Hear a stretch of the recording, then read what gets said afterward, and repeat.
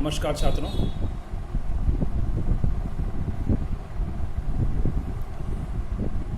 भारत विभिन्नताओं का देश के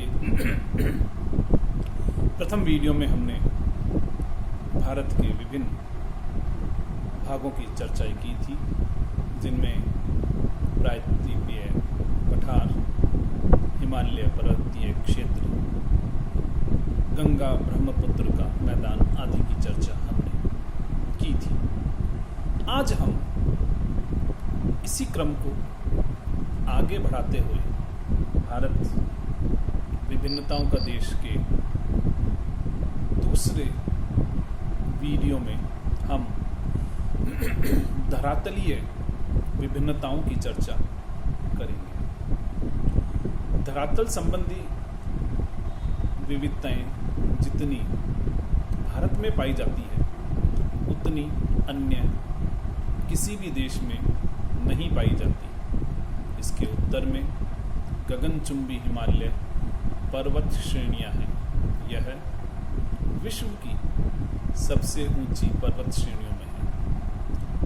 इनका अधिकांश भाग बर्फ से ढका रहता है। विश्व की अधिकांश ऊंची चोटियां इसी पर्वत प्रदेश में हैं। बहुत सी चोटियां 8000 मीटर से भी अधिक ऊंची हैं। प्रमुख चोटियों के नाम एवरेस्ट, कंचनजंगा, मकालू, धौलागिरी, मसालू, अन्नपूर्णा आदि हैं। अति तीव्र ढाल वाली यह पर्वत श्रेणियां अभेद्य हैं और इन्हें पार करना मनुष्य तथा पवनों के लिए अति कठिन है। यही कारण है कि इन पर्वतों के कारण भारतीय उपमहाद्वीप शेष एशिया से भिन्न है और इसकी अपनी भौगोलिक पहचान है। हिमालय पर्वत श्रेणियों के बिल्कुल विपरीत भारत का उत्तरी मैदान है। यह एकदम मंद ढाल वाला सपाट मैदान है और कहीं पर भी इसकी समुद्र तल से ऊंचाई 300 मीटर से अधिक नहीं है। गंगा तथा सिंधु नदियों के प्रवाह क्षेत्र के बीच में जल विभाजक अंबाला के पास है और इसकी भी अधिकतम ऊंचाई 291 मीटर है। यह भी एक निम्न भूभाग है और उत्तर प्रदेश से पंजाब, हरियाणा के मैदान में प्रवेश करने पर कहीं भी इसके जल विभाजक वाले लक्षण दिखाई नहीं देते।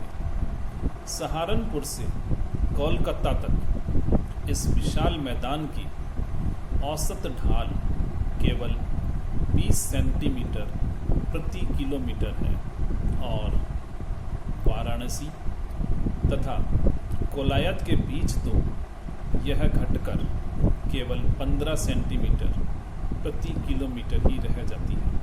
हिमालय प्रदेश में उत्पन्न होने वाली नदियां पर्वतीय भाग में तीव्र गति से चलती हैं और मुख्यतः अपरदन का कार्य करती हैं।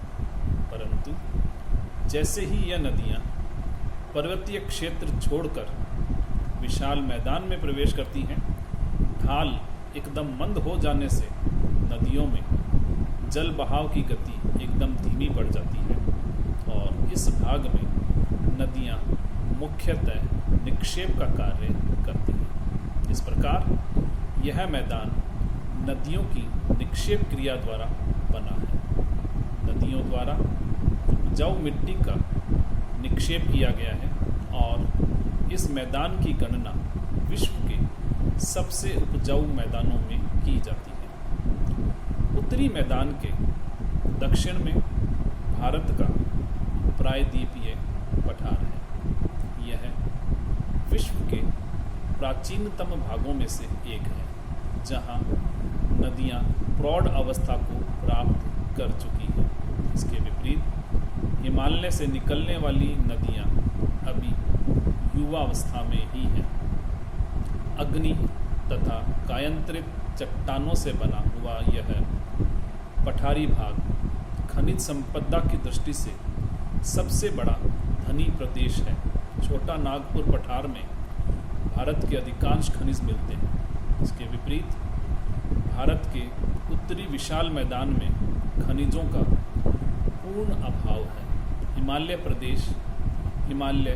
पर्वत प्रदेश में अल्प मात्रा में खनिज मिलते हैं, परंतु ऊबड़ खाबड़ भूमि तथा शीतल जलवायु के कारण वहाँ पर परिवहन के साधनों का विकास नहीं हो सका है और इन खनिजों के दोहन में बाधाएं आती हैं।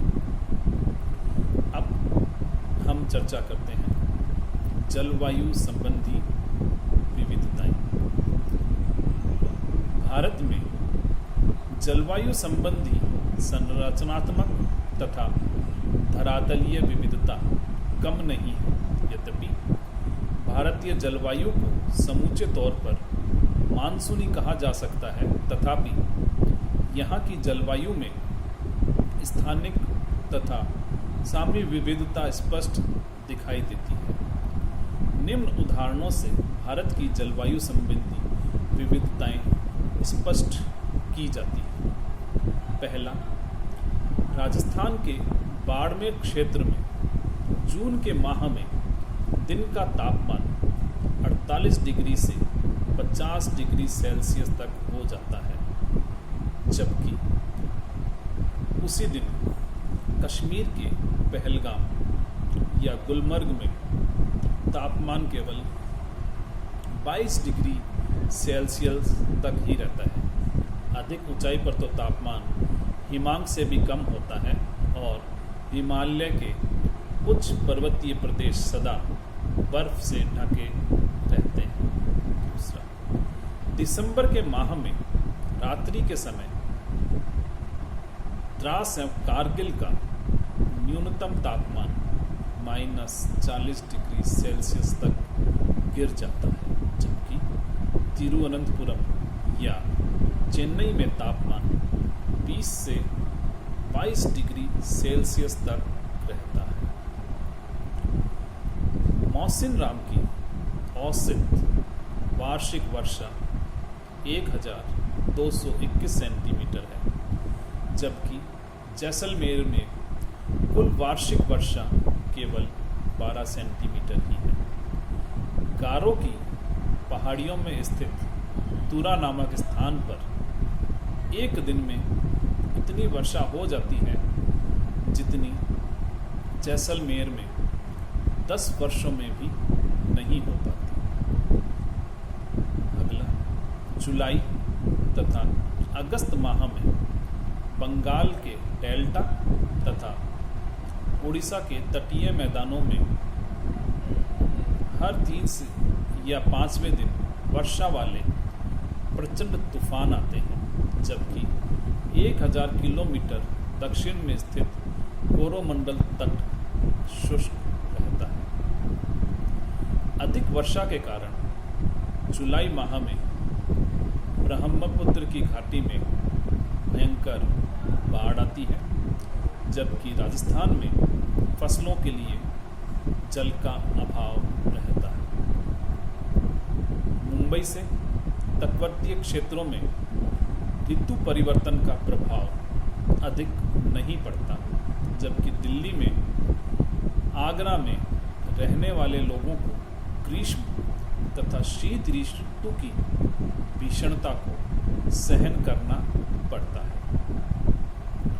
केरल में वर्षा जून के पहले सप्ताह में शुरू हो जाती है, जबकि पश्चिमी राजस्थान में बरसात जुलाई के दूसरे सप्ताह से पहले नहीं आती। इसी प्रकार उत्तर पश्चिमी भारत में पश्चिमी विक्षोभ द्वारा शीतकालीन वर्षा होती है, जबकि तटीय भागों में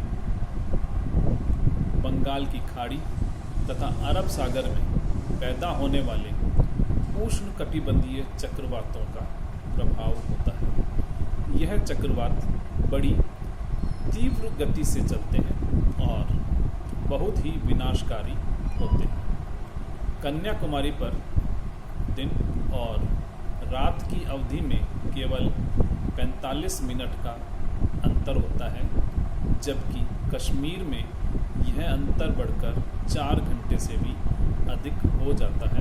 तो इस प्रकार की विभिन्नताएं हम जलवायु से संबंधित भारत के अंदर देखते हैं। इसी प्रकार वनस्पति संबंधी विभिन्नताएं भी भारत के अंदर पाई जाती हैं, जिनकी चर्चा हम करते हैं। जलवायु संबंधी विविध टाइम सहेजी वनस्पति की विविधताओं में प्रतिबिंबित होती हैं। 200 सेंटीमीटर से अधिक वर्षा वाले क्षेत्रों में उष्णकटिबंधीय सदापर्णी वन पाए जाते हैं। 100 से 200 सेंटीमीटर वार्षिक वर्षा वाले क्षेत्रों में उष्णकटिबंधीय पर्णपाती अथवा मानसूनी वन उगते हैं। इसके विपरीत राजस्थान की मरुभूमि में बबूल, कीकर तथा कांटेदार झाड़ियां ही उगती हैं। हिमालय प्रदेश में वनस्पति पर वर्षा की अपेक्षा तापमान का प्रभाव अधिक होता है। ऊंचाई के साथ तापमान कम होने से वनस्पति में परिवर्तन आ जाता है। अतः हिमालय में ऊंचाई के क्रम के अनुसार उष्णकटिबंधीय से लेकर अल्पाइन वनस्पति प्रदेशों तक का अनुक्रम पाया जाता है। इसके अलावा भारत के अंदर हम स्थानीय समय की विविधताएं भी देखते हैं। भारत 68 डिग्री 7 मिनट पूर्वी देशांतर से 97 डिग्री 25 मिनट पूर्वी देशांतर तक फैला हुआ है। और किस प्रकार भारत का देशांतरीय विस्तार लगभग 30 डिग्री है। जानते हैं कि पृथ्वी 24 घंटे में अपने कक्ष पर 360 डिग्री देशांतर घूम जाती है। इस प्रकार 1 डिग्री देशांतर पार करने के लिए 4 मिनट का समय लगता है। अतः अरुणाचल प्रदेश तथा सौराष्ट्र के भी समय के बीच स्थानीय समय का अंतर 30 मिनट 4 सेकंड बराबर अर्थात 120 मिनट अर्थात 2 घंटे है।